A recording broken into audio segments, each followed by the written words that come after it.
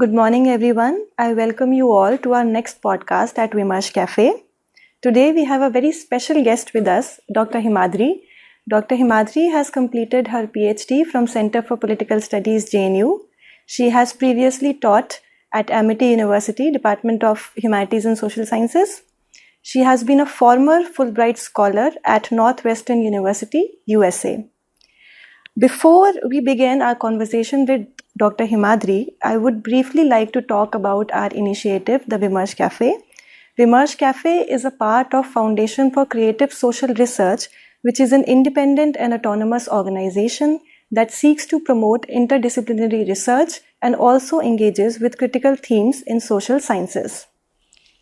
Coming back to our discussion with Dr. Hemaadri, Dr. Hemaadri's PhD thesis is titled Refugees, Conflict and State, a study of Tibetan community in Himachal Pradesh, and the central questions of her thesis are related to the nature of conflict between the host community and the Tibetan refugees in Himachal Pradesh, and she is also trying to analyze whether the adoption of refugee law would make any difference in the method of handling this conflict.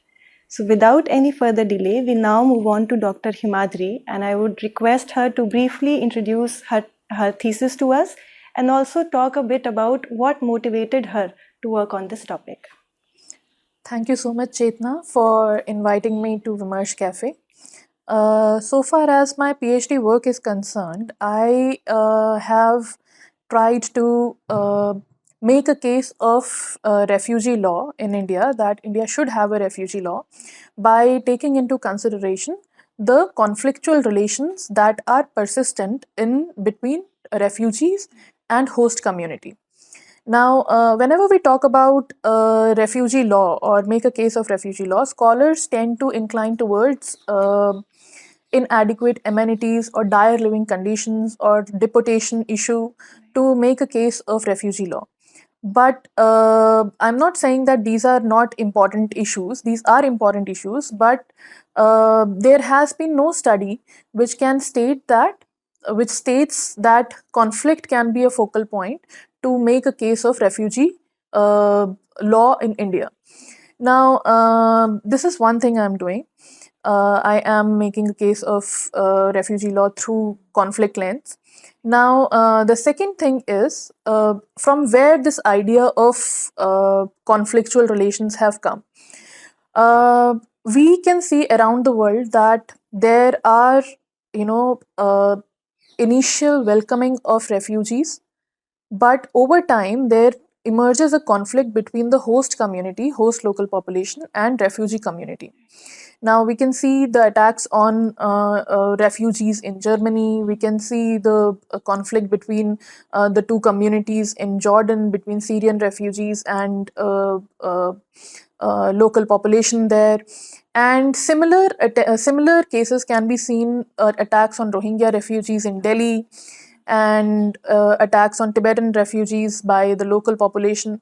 So it is very common, which is often neglected, the area which is not only neglected by the scholars, but it has also been neglected by the people who formulated Refugee Convention of 1951 or its 1967 protocol, or the Indian attempts that have been made on with regard to refugee bill.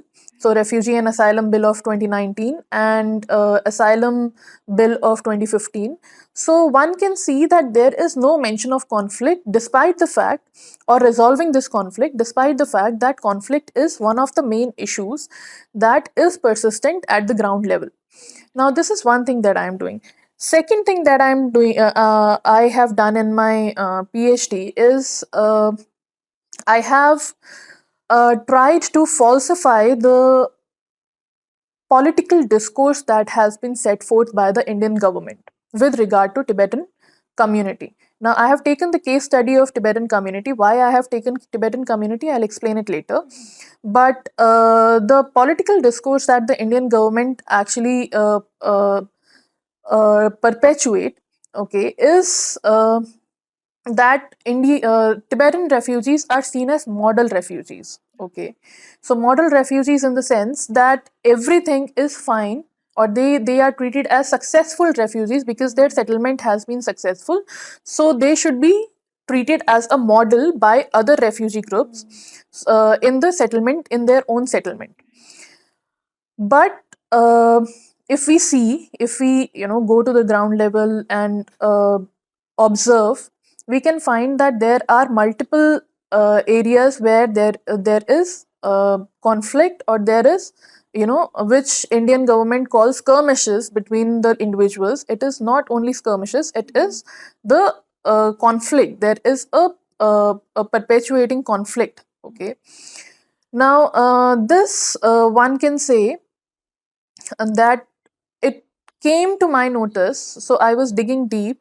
I was digging deep into how can a community be a model for other refugee groups if there is any gap, or if there is any concern that is still there. So what I found was Tibetan refugees um has to has to suffer at the hands of the host population. And it is not only one sided. It is not that they are the offensive act is done by the host population itself. The offensive act has also been done by the refugee population, refugee individuals. So my observation went to 1994 riot. Okay. So there was, in 1994, there was this incident that happened when a Tibetan, it was over a cricket match. So a Tibetan actually stabbed an Indian local over a verbal fight, okay, with regard to the cricket match. Okay. So this turned into a riot, and it was so huge that cars and bikes were burnt, and bikes and were burnt by whom? By the host community, by the local population. So cars and bikes of Tibetan refugees were burnt. Headquarters of Tibetan headquarters, the windows were smashed. Tibetans were beaten up. Okay, and this little cricket match, though it was politically motivated, because so far as I have had interviewed, the interviewees had told me that it was politically motivated by a person, by a minister of BJP. Okay, at that time. So it was to the extent that this BJP person went to the corpse of the local Indian who died, and pulled out his intestine and showed to the people that this is what Tibetans have done to us. Okay. So it was so grave. Okay, it was so serious. Now it was also the time when Dalai Lama, His Holiness Dalai Lama, um, uh, said that he would leave Dharamshala and he would be ready to settle in any other state, because if people are not going to remain peaceful. Okay. So then the ministers came forward from several political parties and requested His Holiness Dalai Lama to stay in Dharamshala and not go anywhere else. And they said that there will be a committee which will be set up for the things that would happen.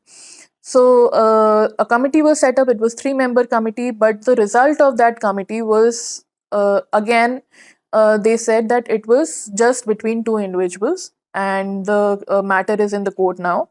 Okay. I mean, then it was court then. So it has been pacified. Okay. So they just called it a skirmish and not a conflict. Okay. So this, by this incident, one can see that what the Indian government show as successful integration of Tibetan refugees in Dharamshala was not that successful. Okay, there was conflict. That was a riot happening is something that is not, it is not something that had happened then and there in the moment. The riot happens when there is a brimming level of anti refugee sentiments that were brimming inside these local Indians. Okay. So my research was focused on how this what are the reasons, so what is the nature of relationship between these two communities. Now, this is the second thing I am doing. Now, the third thing is, if we go on and search the literature on refugee host conflict, we will find that there are very passing comments on refugee host community conflict. There is largely the work on political violence caused by or upon refugees by the state or security concerns of the state. Okay, it is only Suven and Geneste who had worked on refugees and host conflict, and that too, India was not taken into consideration for such kind of conflicts. Okay, so because I could not find any literature for refugee host conflict, I had to take efforts to delve deep into how ethnic conflict is understood. So the major work on a very prolific work on ethnic conflict in India is done by Ashutosh Varshney, Ethnic Conflict and Civic Life, Hindus and Muslims in India. So it was his work. Then there is John Jackson's work in Canada, between France, the people who, this very question of people who speak French and the English people. Okay, so he states his approach was social realism, and the third one was by sociologist Becker in his work Outsiders. So, through these works, I can explain these works later. Through these works, through the approaches that these three, social scientists have set forth, I have deduced a new approach. This approach being, because all these three approaches, there was no mention of, it was not between refugee host conflict. So I had to deduce from them, and I have come up with a new approach, which is dialogical statist approach, which tries to understand the conflict between these two communities, and which also presents a lens, okay, through which we can see these refugee host conflict. So that is what I have tried to do. Right. So, Hemaadri, two very important points that are coming out of the introduction that you have just given is, one is that political discourse immensely contributes in shaping the kind of conflict which takes place between a host community and the refugees who are coming to settle. And the second is that there is naturally a state of conflict between a host community and whenever a refugee community comes, and the claim of the Indian government or the Indian state that this settlement has been smooth in Himachal Pradesh is not entirely true. Yeah. So these are the two major key points that are coming out of the introduction.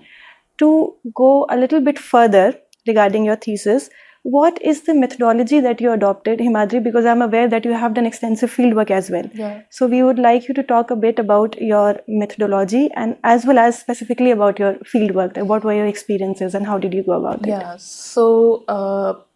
So far as the methodology is concerned, my work was primarily qualitative in nature, and I used purposive sampling for my research. Purposive sampling because I was going into the field to trace conflictual events. Okay, so the best area where I could find conflictual events was police stations.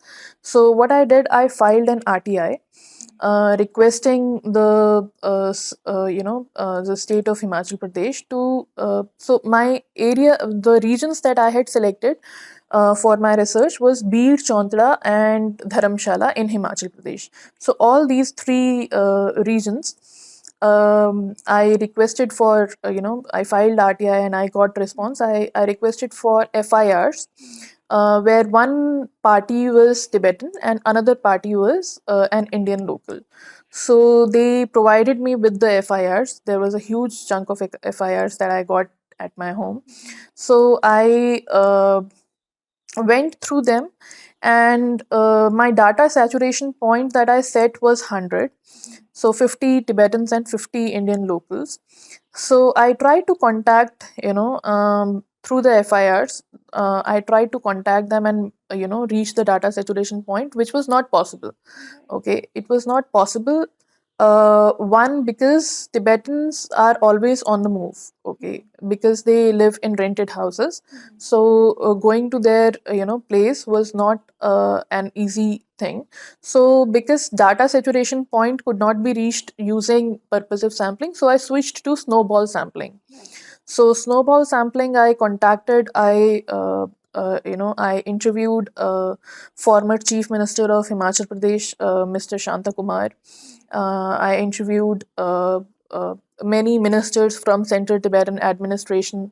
I interviewed politicians of, young politicians of Himachal Pradesh, Dharamshala particularly. And I also interviewed uh, local Indians there, and Tibetan refugees there. So this was my, this was my methodology.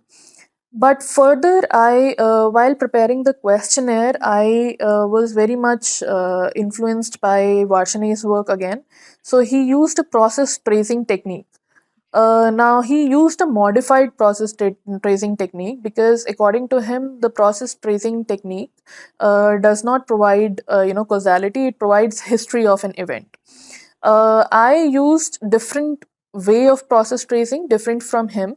So I argue that it was James Mahoney's work on process tracing technique. So so he says that combining pre-existing generalizations with the observations that one observe at the ground level, it helps in creating causal inference. Okay. Now, the pre-existing generalizations that Mahoney talks about, one can find in the literature of process tracing technique that there is no mention of what these pre-existing generalizations are, whether these pre-existing generalizations are taken from popular discourse, whether these pre-existing generalizations are taken from empirical facts that are there. So so process tracing technique, mine was different because first, there was no comparison. The way that Varshane was comparing, I was not comparing. Varshane's the events that Varshane talks about, so it was also predefined. The number of cases were predefined. In my cases, the number of cases were not predefined. I was going into the field and tracing conflict.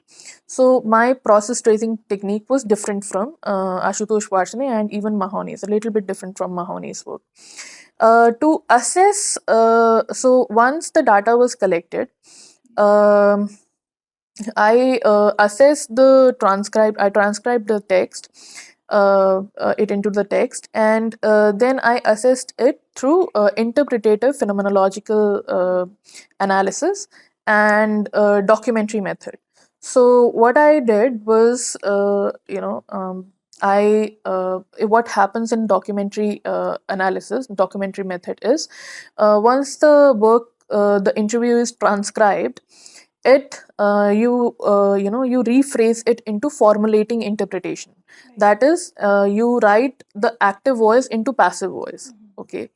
Then themes were identified, which were the special, which are the concerns that are being raised in the interview. Then reflective interpretation was done, where I interpreted that this is what, sometimes we have to read between the lines, what they are implying by, what they are trying to say. Okay.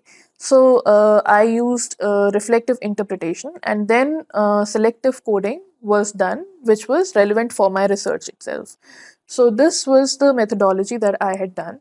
And yeah, and there were 100 participants, which I had come across, and I did, all the interviews with them.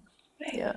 That's a very, I think methodology is a very important part of Yeah, any yeah, thesis, yeah. and we can see that you have rigorously worked on the methodology Yeah, part in your thesis. So to move this conversation further, Dr. Hemaadri, what do you think that from your key findings, what do you think are the major conflicts between the host community and the Tibetan refugees? And what do you think about the fact that, do you think there has been a change in the nature of conflict, and do you think that the conflicts have remained same since 1950s or 60s? Okay, so there has been reduction of particular kind of cases, of conflictual cases, but I would not say that they are absent, as the Indian government are claiming, that they are absent or they are mere skirmishes. If I uh, present one example, one incident. So what had happened was, there were two boys, okay, who were, just playing. Two Tibetan boys were playing, and then what happened? They were playing with a bottle, and the bottle hit the car, okay, the glass of the car. And the people sitting in the car were, locals, and they came out of the car. They stripped the boys naked, they urinated on them, and then they left, and then they eloped, they just left. So this person, the victim, he went home, and he did not. Now this was one of the interviews that I took of, um, um, Indo-Tibetan Friendship Association, the former president, and he told me this interview. And this person did not inform. He was so shy, he did not inform even his family. But when he did, and the family approached the Indo-Tibetan Friendship Association, and so they approached them. So he was the one who took them to the police station, and filed the complaint that this was done.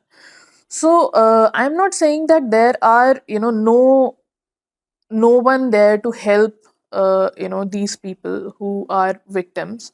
And I am also not saying again that that the offensive act is done by the locals only, okay, because in 1994 we can see that the uh, the stabbing was done by the Tibetan, okay. So offensive act was not done the offensive act was not only done by the host population itself. There is offensive acts done by the Tibetans also, okay, but their number is very less, okay.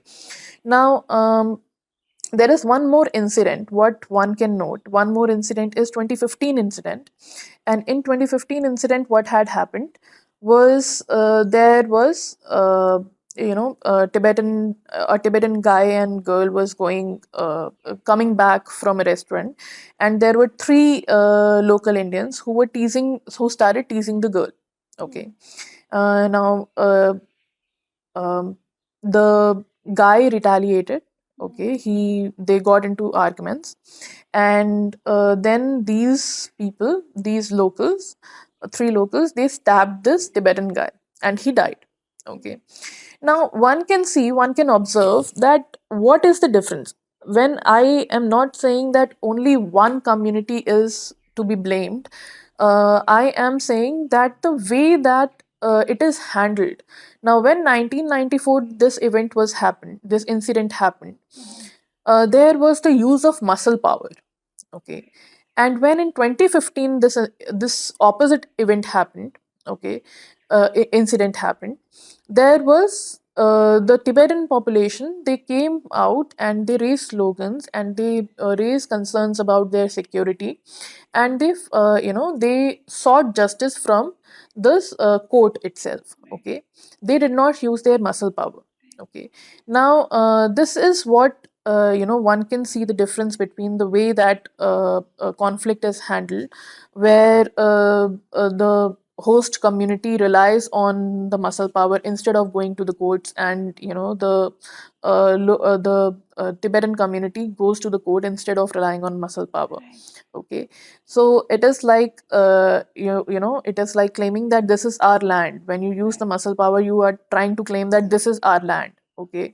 And Tibetans know that.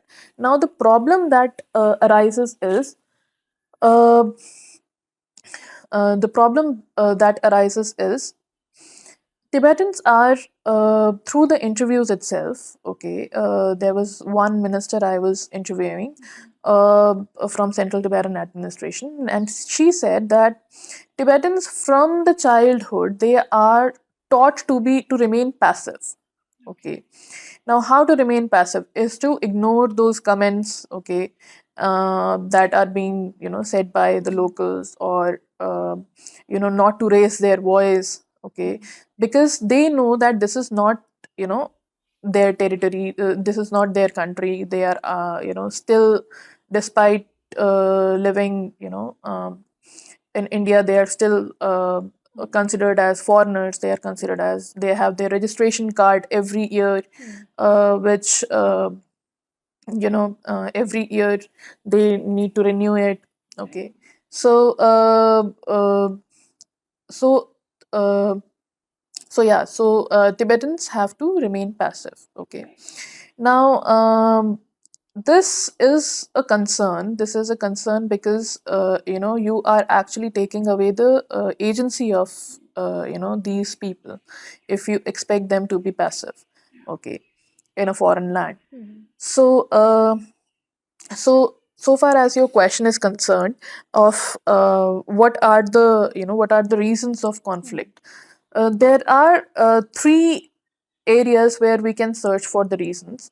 One is religious reasons. So there is religious proximity between the two communities. Religious conflict is not there because it was Padma Sambhav, the Indian saint, who centuries back, who went to Tibet and disseminate the knowledge of Buddhism there. So and in 7th and 8th century, there was voluntary migration of Tibetan to India to learn Buddhism, about Buddhism. So the movement of Tibetans to India was not new, though the influx was huge in 1959, but it was not new. So even the elite, the children of the elites in uh, Tibet, they used to come to India and pursue their studies. Okay, so religious proximity is there. So there is no religious conflict here. Now comes the cultural conflict. Now, cultural in the area of culture, if one goes through the FIRs, one can find that the because they were nomadic people. Tibetans were nomadic people, and they used to remain, live in very cold, severely cold areas. So they used to consume beef. Okay, so there were cases of FIR where the beef consumption or beef selling was there, and it was so much, the cause of the conflict was this, that your culture and our culture does not meet. Okay, so even His Holiness the Dalai Lama had requested all the Tibetans not to hurt the sentiments of their neighboring community, and they have done that. Like the number of cases which now there are nil cases of beef consumption at all. So and the beef consumption that I am talking about, the FIRs from 1959 to till date, the FIRs till date. So till date there is no case of beef consumption. So they agreed to His Holiness the Dalai Lama's words, and cultural conflict was one area. Now comes the economic conflict. Now, economic conflict is the major area where the conflict arises between Tibetan refugees and local Indians. When Tibetan refugees came to India, there was, they were uh, given employment by the Indians. Okay, so there was, employer and employee kind of relation. And over time, what happened is Tibetans gained so much economic power that they have now started giving employment to the local Indians. Okay, So now, what is the reason of their economic power? Now here there is one work on the conflict between Tibetan refugees and Indian refugees, Sandra Penny Demery. Now she says that the this is because of the sponsorships that they are they receive, the Tibetans receive, and it's huge sponsorship that they laddered up in the economic level. So but what she like critiquing her, the interviews that I had taken, so interviews that I had taken, um the similar argument is set forth by the local Indians, that they get sponsorship and they they have taken our employment. Okay, we have no employment here anymore.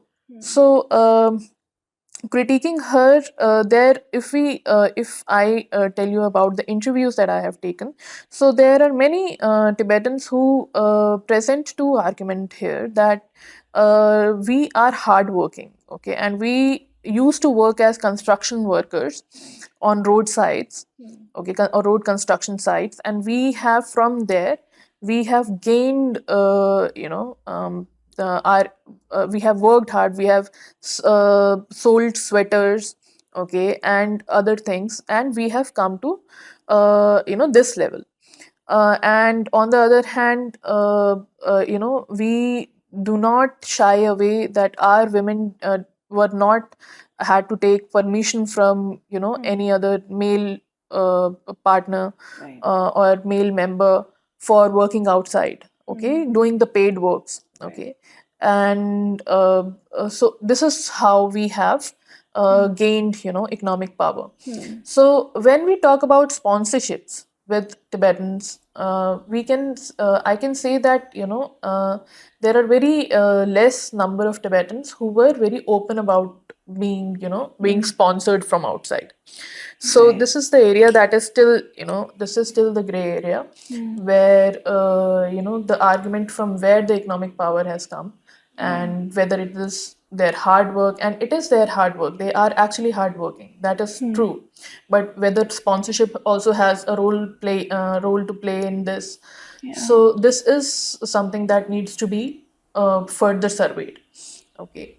So these are the three reasons that I can say. So, taking a hint from what you have just explained, to some extent, cultural differences, and majorly and primarily the economic, the disparity in the economic opportunity is what is primarily marking this conflict. You have mentioned about Dimri's argument in between Hemaadri, and I'm aware that you have provided a critique of Dimri's theoretical framework in your thesis. So, would you like to elaborate a bit upon it? Yeah, sure. So, Sandra Penny Demery wrote an article. It was in 1994, and 1994 is the time when the riot happened. Right. Okay. So, Sandra Penny Demery, if one reads her article, it shows one side of the picture. So, reading her article would seem like the fault is in the Tibetans only. So, so three arguments that she actually makes is, one is about the cultural difference, the consumption of meat, and there was um, consumption of beef, and there was carrying of knives, okay. So carrying of knives, their cleanliness, okay, cleanliness was one issue. The language difference is another issue. So so it's like she has trying to show that the Tibetans, they are also offensive, and I'm not saying that they are not, but in one example, as she says that uh, Tibetans used to carry knives, and whenever they get into argument with the um, Indian locals, they can use the knives. Okay, what I would argue that Tibetans were. It was not that in 1959 they started carrying knives, or so that they, you know. they can stab anyone they want. The carrying of knives is a sign of, that that humiliation and the attack on them is so huge, okay, in number, that it was made them think that carrying of knives would be much safer. To remain safe, the carrying of knives was done, okay. And it was in 1994 again, okay. So it now there are no, they don't carry knives now. There are no cases where they carry knives, but it was then they used to, okay. So the situation has gotten better. It is not that the situation has not gotten better, but what I am trying to do, I want to, attract the attention of the Indian government that, conflict is there. So now what my main purpose was to make a case of refugee law, okay. So I argue in my thesis that the conflict between the refugee community and host community are treated as ordinary conflicts, okay. They are not considered as special conflicts where there is one minority, refugee minority, who which are under attack. Now, if we see, Scheduled Caste and Scheduled Tribes Prevention of Atrocities Act 1989, there are special measures taken. For example, the example that I had given you about the urination of on those boys, there are special, penalties to the people who does such offensive acts, okay. So I would argue that not only in the Indian context, but it should also, such attacks and the penalties on such attacks should be taken as special. Such special measures should be taken, which uh, which distinct it from the ordinary conflict. It is not a ordinary conflict where one is using muscle power and the other is trying to remain passive, like their parents are telling them to remain passive, not to engage in any arguments, okay. So their very human right of asserting their agency is taken away, okay. So that is what I have tried to do. Yeah. So this normalization of the attacks. Yeah. So you're saying that this is extremely problematic. That the attacks have been normalized. And not acknowledging them is the problem. So now here I would point that why I have chosen Tibetan refugees as such. Uh, uh, in India today, there are more than 4 lakh refugees in total. Okay. Out of these, there are two groups which are documented, two refugee groups which are documented, and other refugee groups are undocumented. Now, two groups that are documented are Sri Lankan refugees, which are more than 95,000, and Tibetan refugees, which are approx 73,000, 74,000. Okay. Now, undocumented refugees, the majority of refugees in undocumented refugees are Chin refugees, okay, which are 1 lakh. So, when an assault happens to a Chin refugee, there is UNHCR. Okay, UNHCR acknowledges that this assault has happened and takes steps. Okay, further steps. But in the case of Tibetan refugees, just because the government has to show that this is a successfully integrated refugee community into the society, we have built many infrastructure, we have the government has given them their own headquarters, which are all right, okay, and this should be praised. But what not acknowledging that there is nothing wrong with the society, with the two communities, is something that is wrong, okay. So what I have tried to do in the dialogical statist perspective itself, the alternative approach that I am setting forth, I have reduced it from uh, 5, 6, 7, yeah, 7. So there are 7 approaches from which I have deduced it. One is essentialism, essentialism or primordialism. So it says this approach says that there should be historical animosities, okay, and those animosities continue still today, okay. So this is not the case with Tibetan refugees. So one cannot situate Tibetan refugees and local population into this approach. Now next is instrumentalism. Now instrumentalism is where the political leaders use the community as an instrument to make demands, okay, to make demands. It can be various demands for resources, demands, any other demands. So they use the community for making demands.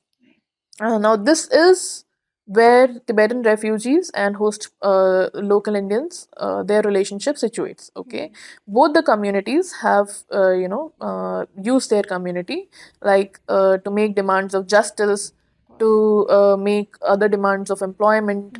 Okay, the local Indians demanding for employment. This is instrumentalism.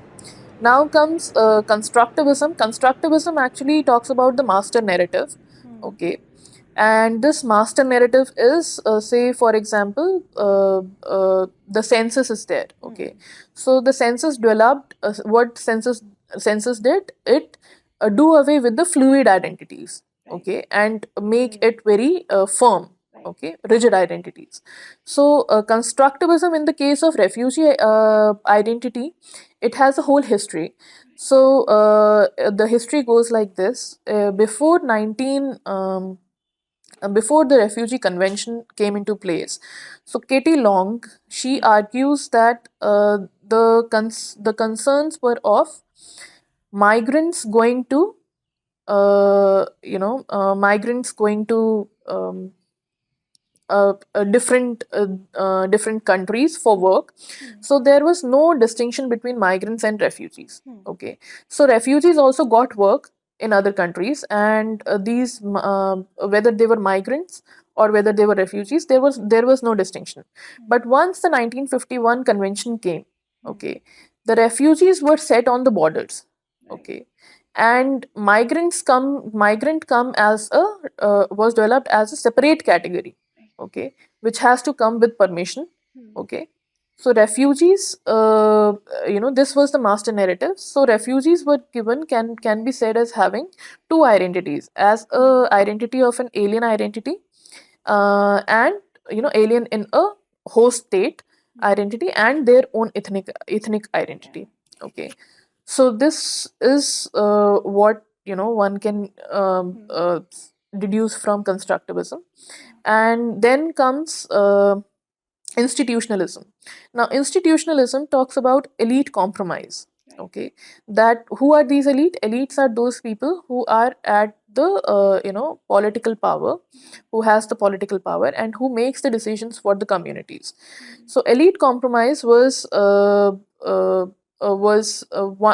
used by Ralph Danderhof, and he explained how one can do away with conflict if the elites can compromise. Now, how these elites can compromise? Horowitz says that these elites can compromise if we give them electoral incentives. Now, this does not apply to refugees at all, because they do not have citizenship rights. Okay, so what incentives we can give them? So unless and until the elites, there is a compromise between elites, which is there. If we see Tibetan community, Central Tibetan administration and Indian government, there is elite compromise. But here, the whether the voices of the refugees are reaching the Indian government, or whether those voices are reaching the higher authority, is still needs to be studied further. Okay, now so in dialogical statist perspective, I have used these demands. So one can say that there are unmet moral expectations, okay, which are there with the host community have certain expectations from the refugee government. When this expectation is not met, conflict arises. Okay, then if like what Ashutosh Varshney calls quotidian and associationalism approach. So in this approach is that whether there is dialogue between the two communities. So if the dialogue is not there, then also the conflict arises. So there are 2 points which are relevant for dialogical statist approach that I have set forth. One is that there should be dialogue. Okay, there should be interaction between the two communities, and without that interaction there is huge chances of the arising of conflict. Okay, and the second is the state's role. So state's role, what state has done, state has developed the infrastructure, state has given them their headquarters, but what is missing, then they move back, like they take their steps back. They are no longer involved in you know in the ground level reality. Okay, the how the two communities are actually interacting, they are not involved in that. So what dialogical status approach says, it says that there should be involvement of the state before their settlement. For example, Sri Lankan refugees are, most of them are Tamil refugees, so they are settled in Tamil Nadu. And the best way of, like Professor Iruda Rajan also argues, the best way, the durable solution for them is to integrate into the Indian society. Okay. Now, this is something that Indian government has to take into consideration, that there is a need of seeking whether there is a compatibility between the culture of the two communities, refugee and host community, and then they resettle them. Okay, and if there is no compatibility between the two refugees, still they can be resettled, but the Indian government should make sure that there is dialogue, that is, there is interaction happening between the two. Okay, so that they both learn from each other. Okay, instead of being isolated and having different schools and different different areas of work. So there should be dialogue between the two. The more there is dialogue, the more there are chances of less conflict. So this is what dialogical status perspective approach is about. Yeah. Thank you, Hemaadri. Just one last question that I have for you. If anyone, there are many young research scholars who are willing to do a PhD. If there is anyone who wants to pursue a PhD in a similar area like yours, what would you suggest them? What are the literature gaps they can explore, and what are the other themes they can explore if they want to research, let's say, on refugees, or want to research on the conflict between host community and refugees in some other region as well? I think the one area where research can be done is the various ways there is identity assertion of refugees. Okay, so when you are a refugee, you have to you have to kind of assimilate into the mainstream society. Okay, but there are certain identity assertion at every point where where a refugee asserts its identity. Okay, through language, through their culture. So identity assertion, and I'm not confining it to the Tibetan refugees. I am also talking about any refugee group. Okay. Second is the role of local community in helping the refugees to resettle. Okay, what role local community can play in helping the refugees. Okay, and third would be the gender aspect of refugees. How how conflict have impacted on the gender itself. So those are the three areas. So the three areas would be the identity assertion by the refugees, the way the host population facilitates the process of refugee settlement, and the concerns of gender. These could be the three areas which the upcoming young scholars can explore if they want to work on the refugee crisis. So thank you so much, Dr. Hemaadri. We can't thank you enough for taking out your time and joining us in this podcast. And thank you to all the viewers for joining us and for watching us. Please do subscribe to our channel, Vimarsh Cafe. And next time we'll be back with another interesting conversation. Thank you.